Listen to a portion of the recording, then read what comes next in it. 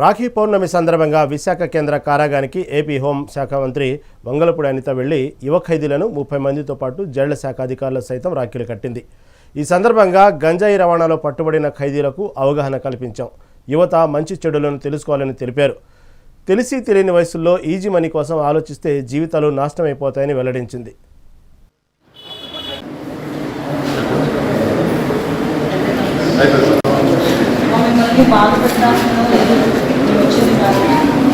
మీరందరూ అర్థం చేసుకోవాలి. పథకాలు ఒకసారి మిమ్మల్ని నేను చూడకూడదు. ఓకేనా? Thank you. హ్యాపీ రక్షాబంధన్.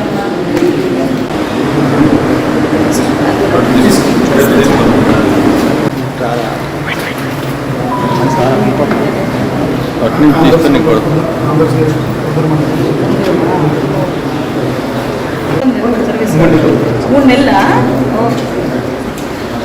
మంచిగా రిటైర్ అవ్వండి. హ్యాపీగా ఉండండి. రిటైర్మెంట్ లైఫ్ కూడా మ్యాక్సిమం ఈ ట్రాప్లో పడిపోయారు. చిన్న చిన్న అవసరాల గురించి, ఇంట్లో కుటుంబ పరిస్థితుల గురించి, చెట్ల వాళ్ళు లేకను.